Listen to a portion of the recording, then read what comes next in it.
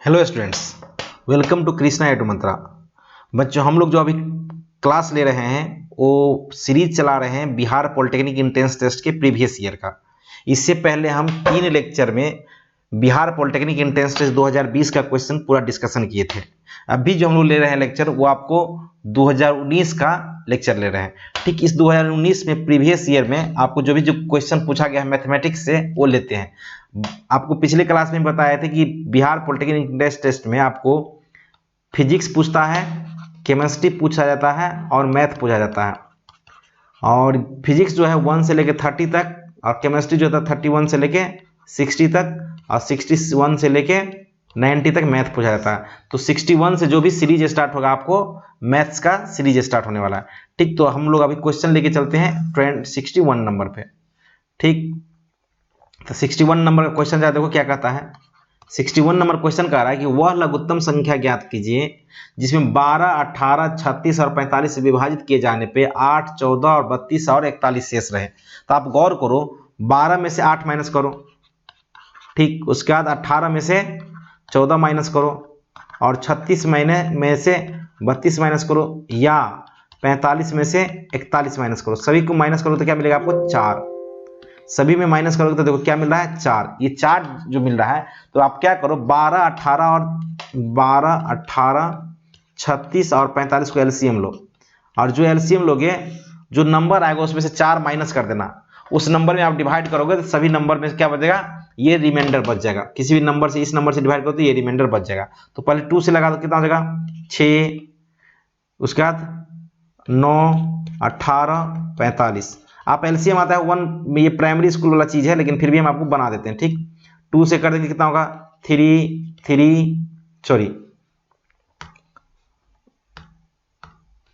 9, 9, 45। अब कितना से कर दें, 3 से कर सकते हैं, 1, 3, 3, उसके बाद 5, ये तो 45 होगा ना, तो 15। ठीक, उसके बाद कितना हो जाएगा, फिर आप 3 से कर सकते हो, 1, 1, 1, 5। अब इसको मल्टीप्लाई कर दो, कितना हो जाएगा एलसीएम, कितना हो जाएगा एलसीएम ऑफ दिस नंबर कितना हो जाएगा 2 दूना 4, 9 चौक 36 और 5 यानी 4 पंचे 20 गुने 9 कितना हो 180। तो 180 में से 4 माइनस कर दो, ये 4 है, 180 माइनस 4 कितना हो जाएगा 176। कितना होगा ये 176 होगा। 176 में आप 12 से डिवाइड दोगे तो 8 रिमाइंडर बचेगा, 18 से डिवाइड दोगे तो 14 रिमाइंडर, मतलब 14 रिमाइंडर बचेगा, 36 से डिवाइड करोगे तो 32 बचेगा और 45 से डिवाइड करोगे तो 41 बच जाएगा। 176 में आप ऐसा माइनस डिवाइड करोगे तो इतना आपको क्या बच जाएगा, शेष बच जाएगा। नेक्स्ट क्वेश्चन हम लोग लेके चलते हैं, जो कितना आसान क्वेश्चन था। Question number 62। क्वेश्चन नंबर 62 कह रहा है कि P किसी कार्य को 9 दिन में कर सकता है, Q कर सकता है, Q P से 50% अधिक क्षमता से काम करता है।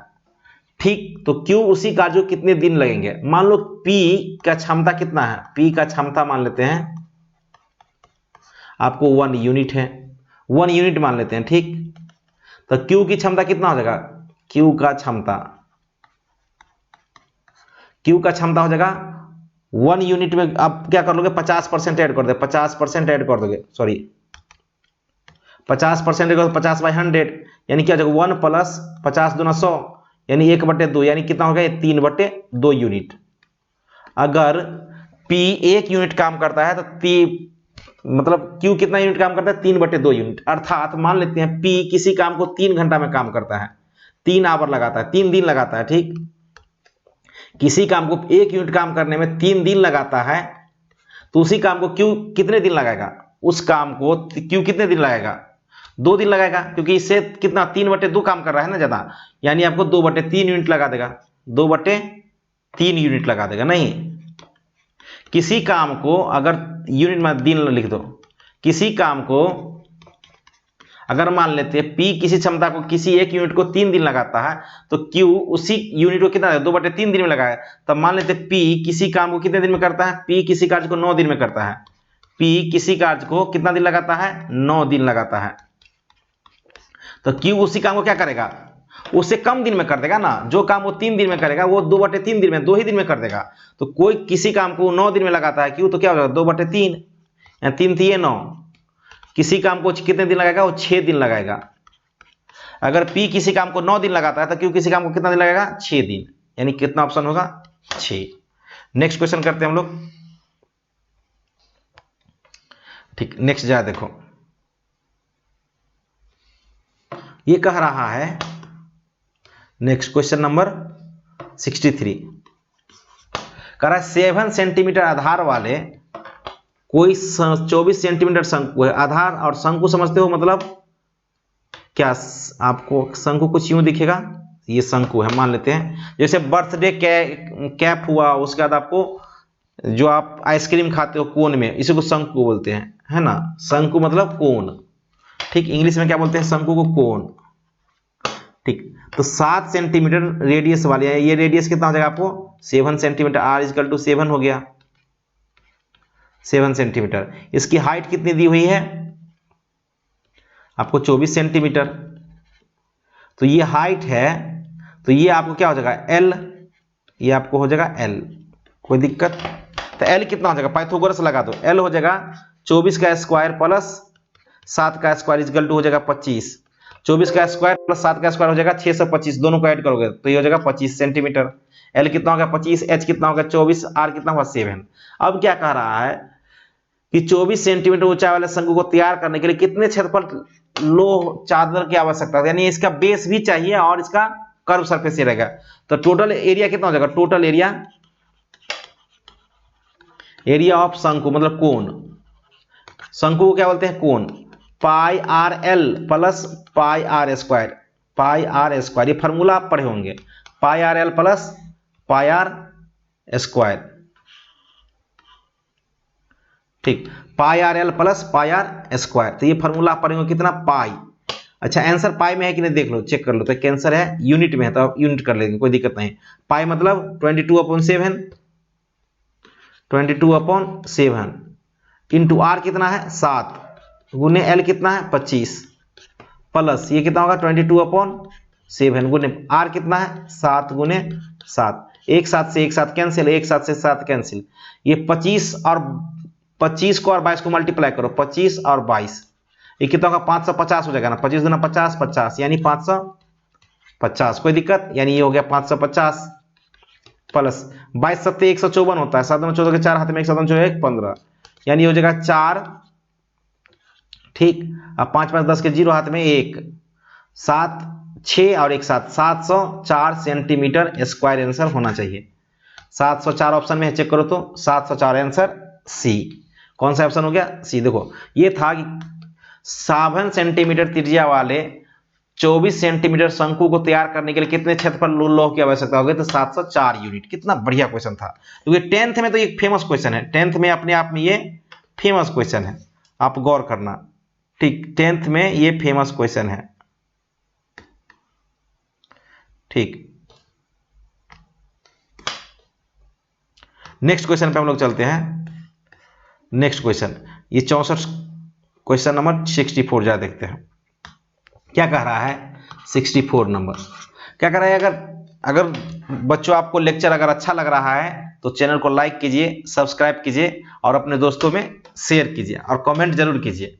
ठीक, तो एक आयताकार टीन शीट 12 सेंटीमीटर लंबाई, आयताकार मतलब रेक्टेंगल है, ये आयताकार मतलब रेक्टेंगल है, ये 12 सेंटीमीटर है और ये 5 सेंटीमीटर। ये कह रहा है कि एक आयताकार दिया हुआ है आपको, क्या?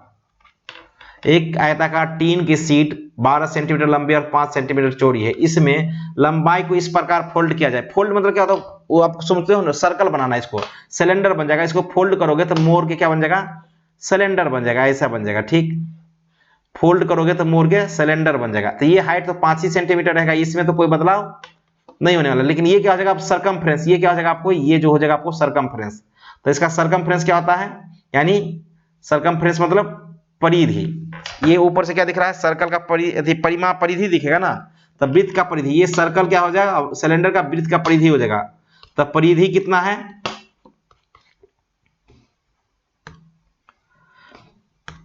अब ये परिधि बन जाएगा। ऊपर में परिधि बन गया कितना हुआ 12। अब आपको पता है परिधि क्या होता है 2 पाई r इजकल टू 12, यानी 2 से कितना 6, यानी r की वैल्यू कितनी हो जाएगी 6 अपॉन पाई, 6 अपॉन पाई। तो बोले सर आप 6 अपॉन पाई में ही क्यों रखे, क्योंकि आंसर हमारा पाई में ही है। तो r का काम हो गया। इससे लंबाई के इस प्रकार फोल्ड किया जाता है कि इसके आमने सामने के सिरों को स्पर्श करते हुए एक बेलन बनाया जाता है। देखो बेलन बन गया। तो बेलन का आयतन क्या होता है, अब वॉल्यूम ऑफ बेलन क्या होता है, बेलन मतलब सिलेंडर, बेलन मतलब इंग्लिश में होते हैं सिलेंडर, बेलन मतलब सिलेंडर होता है। अब आयतन ऑफ बेलन का आयतन क्या होता है बताओ, बेलन का आयतन क्या होता है आपको पता होना चाहिए, पाई आर स्क्वायर एच। तो आपको पाई की वैल्यू पता है, पाई की आंसर पाई में ही है। आर की वैल्यू कितना है 6 अपॉन पाई गुने 6 अपॉन पाई, एच कितना है देखो 5, तो एक पाई से पाई कैंसल, 6 पंजे 30 और 6 18 180 बट्टे पाई, 6 6 36 पंचे 180 पाई सेंटीमीटर क्यू आंसर होगा। देखो तो 180 बट्टे पाई centimetre cube answer A. Next question पे हम लोग चलते हैं। जा देखो 64 नंबर, 65 नंबर,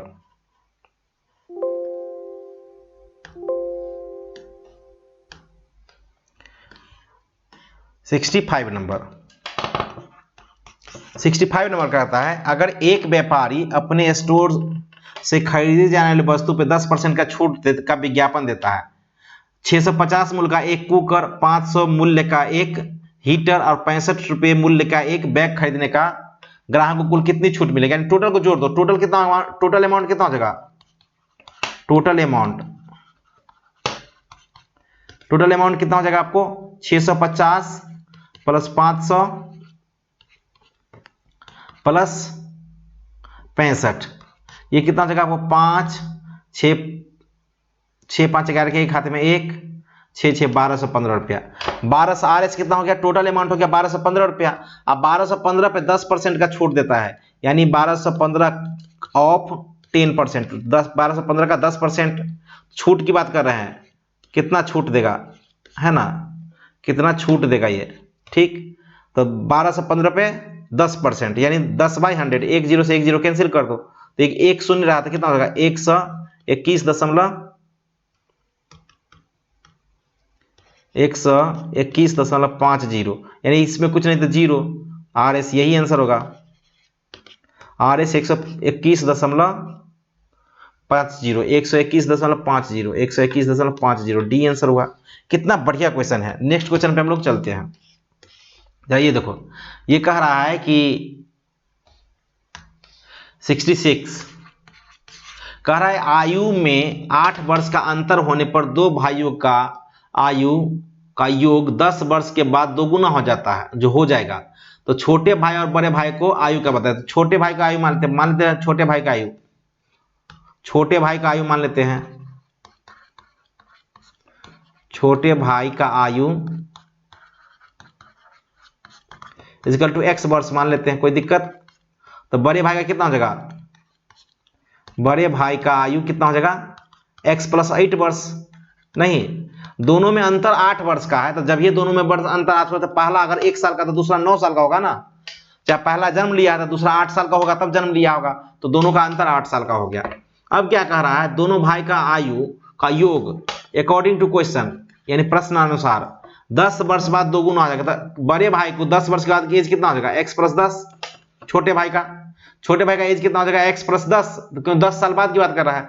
और बड़े भाई का भी हो जाएगा कितना x + 8 + 10, इसमें भी तो 10 बढ़ जाएगा। तो ये छोटे भाई का आयु हो गया और ये बड़े भाई का हो गया। तो छोटे भाई और बड़े भाइयों का आयु का योग 10 वर्ष बाद दोगुना हो जाएगा। तो आज का आयु कितना था एक्चुअल में, x + 8 गुने 2, नहीं अच्छा इसको थोड़ा नीचे लिख देते हैं,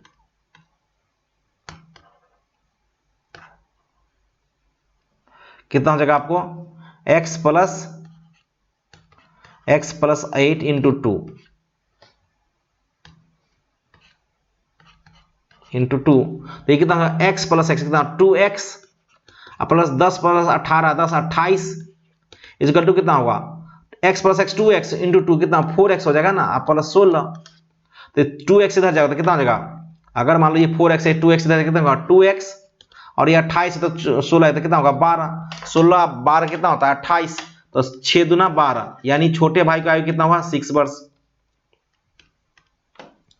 6 यानी x इक्वल टू 6 वर्ष।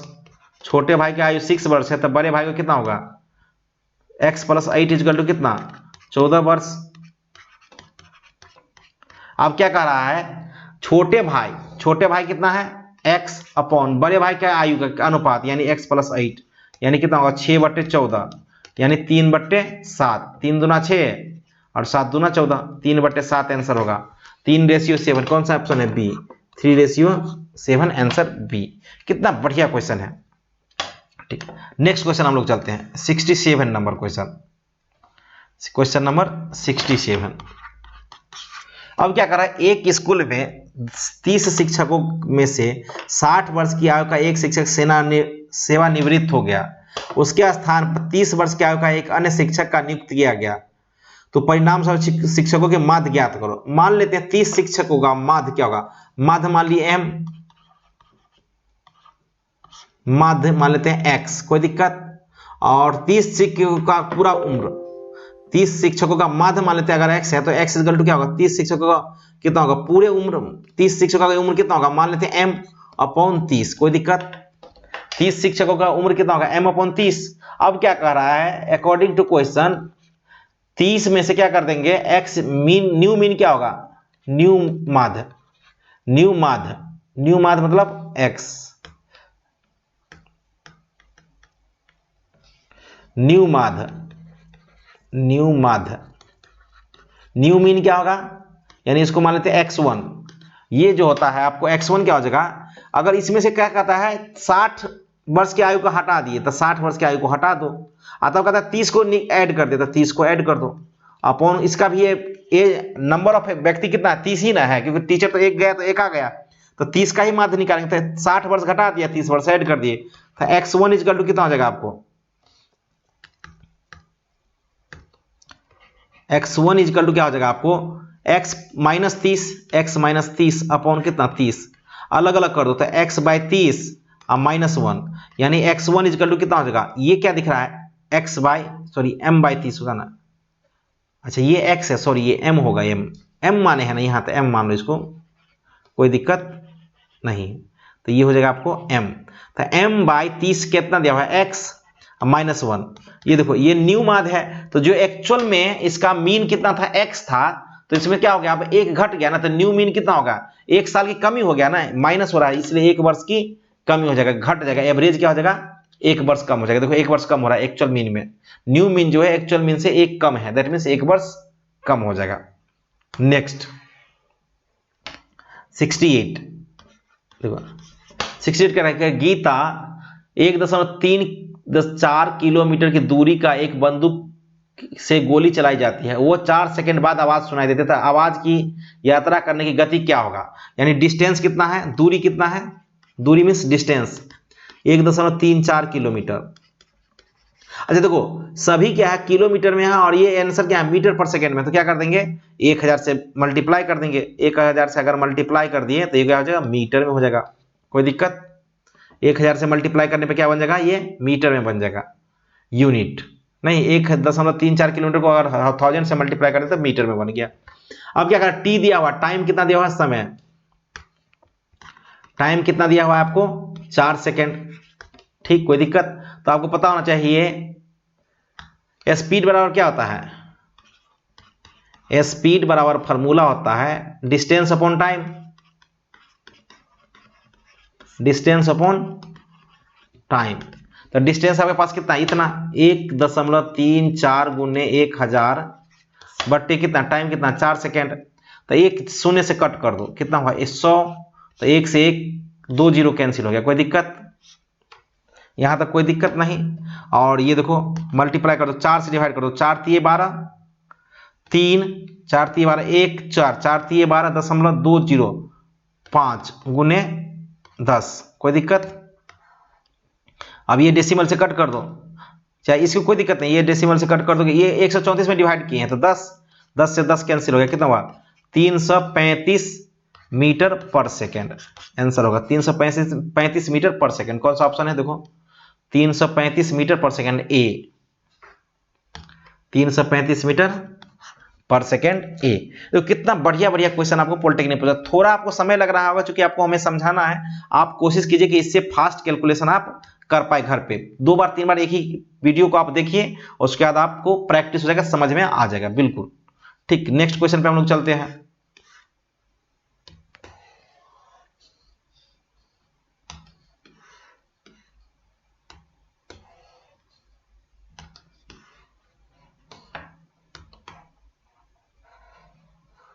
चलिए नेक्स्ट क्वेश्चन देखते हैं। क्वेश्चन नेक्स्ट क्या कह रहा है, ये हो गया 67 हो गया, 68 हो गया, 69 देख रहे हैं, 69 देख रहे हैं। कह रहा है एक निश्चित अवधि के लिए 10% की ब्याज दर के, दर मतलब रेट, दर कितना दिया हुआ है 10%, कोई दिक्कत। पर वर्ष 2018 पे मूलधन कितना हो गया, मूलधन कितना हो जाएगा आपके पास 1800, मूलधन हो गया आपको 1800 के दर पर चक्रवृद्धि ब्याज यानी सीआई, कंपाउंड इंटरेस्ट को बोलते हैं, चक्रवृद्धि ब्याज बोलते हैं हिंदी में सीआई, इंग्लिश में क्या बोलते हैं सीआई, कंपाउंड इंटरेस्ट यानी चक्रवृद्धि ब्याज, है ना। चक्रवृद्धि ब्याज को बोलते हैं सीआई, आप मूलधन को बोलते हैं पी, शॉर्ट में क्या बोलते हैं इसको पी, है ना, पी बोलते हैं। ठीक, और पी, ठीक, दर को बोलते हैं रेट आर। ठीक, उसके बाद आपको कह रहा है कि वर्ष एक निश्चित अवधि के लिए 10% यानी रेट दिया हुआ 10% के दर से 1800 रुपये पे मूलधन कितना है 1800 रुपये, चक्रवृद्धि ब्याज मिलता है 378 है। तो वर्षों का समय ज्ञात करो, आपको पता होना चाहिए सी आई इजकल टू फॉर्मूला होता है P into 1 plus R upon 100 power में टाइम -1, ये P यहां से ब्रैकेट होता है, कोई दिक्कत।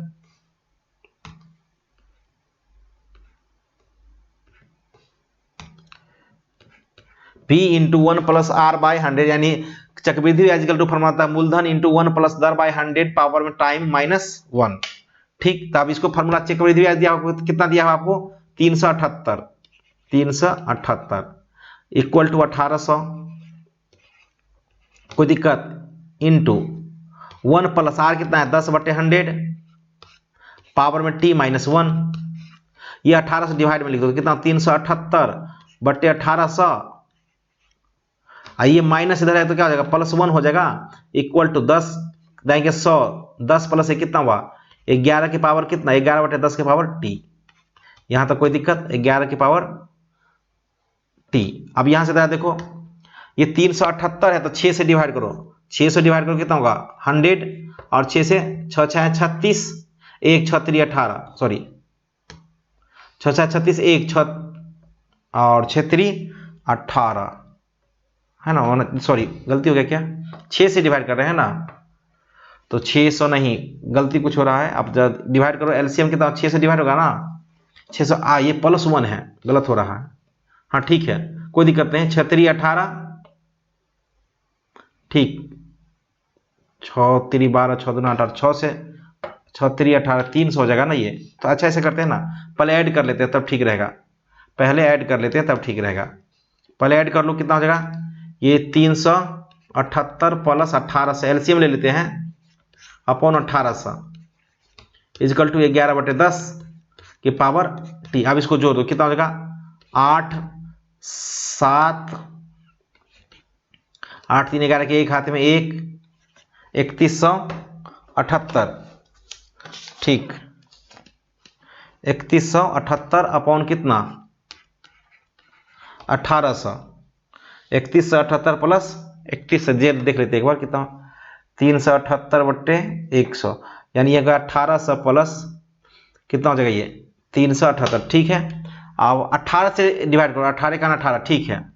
अब ठीक यहाँ भी डिवाइड कर दोगे तो कोई दिक्कत नहीं होना चाहिए था, अगर यहाँ भी डिवाइड कर दो तो कोई दिक्कत नहीं होता, ठीक अच्छा देखो 18 से डिवाइड करो तो ये 100 हो जाएगा 18 से, 18 दूना 36, नहीं 18 का ना 18, ये 18 हो गया तो आपको बचेगा कितना, ये 18 हो गया तो फिर आपको बचेगा कितना 11, 18 दूना 36 है ना, 18 3, ये गलत हो रहा है क्या, कुछ गलत हो रहा है, 8 ये कैलकुलेशन एक बार फिर से देख लेते हैं। अच्छा ये 0 8 8 8 7 7 8 3 11 के एक हाथ में एक, ये 2 होगा, सॉरी इसीलिए तो आंसर नहीं आ रहा था, हमें भी लग रहा था कुछ गलत होगा, ये 2 होगा, ये 2 होगा ठीक। तो ये 1800 100 18 से डिवाइड कर दिए तो 18 का 18 3 7 18 18 दूना 36 1 3 18 का 18 121, ठीक है अब ठीक है। ये कितना हो जाएगा आपको, जरा यहाँ पे देखो 121/100 यानी हो जाएगा 11/10 का होल स्क्वायर इक्वल टू 11/10 का पावर टी। तो बेस सेम होता है पावर का क्या होता है, इक्वेटिंग होता है, टी इक्वल टू 2 हो जाएगा ऑप्शन। बेस सेम होता है पावर का क्या होता है, इक्वेटिंग होता है, तो टी इक्वल टू 2 का ऑप्शन है बिल्कुल 2.0। यानी एक निश्चित अवधि के लिए 10% के वार्षिक ब्याज के दर पर से अगर 1800 रुपये पर चक्रवृद्धि ब्याज 318 रुपये होता है तो समय कितना हो लगेगा आपको 202 वर्ष लगेगा, टी इक्वल टू 2 वर्ष। नेक्स्ट करते हैं, देखो ये थोड़ा आसान है, 70 थोड़ा आसान है, 70 ज्यादा देखो क्या लिखा हुआ है, ये कह रहा है कि पावर में है, यानी आपको पता होना चाहिए बेस सेम होता है, पावर का क्या होता है, एक ही बेस रहे तो पावर का मल्टीप्लीकेशन होता है, तो ये 2 से 2 कैंसिल ही हो गया, यानी एक्स स्क्वायर की पावर कितना हो जाएगा, ये n, और ये डिवाइड में हो जाएगा तो 1/n हो जाएगा, तो n से n कैंसिल हो गया, कितना ऑप्शन एक्स स्क्वायर होना चाहिए, ये आंसर क्या है एक्स स्क्वायर ठीक। तो हमने अभी 61 से लेके 70 तक का मैथमेटिक्स का क्वेश्चन किया है, नेक्स्ट क्लास हम लोग आपको 71 से लेके आगे तक क्वेश्चन करेंगे ठीक। आज के लिए thank you so much, have a nice day, bye.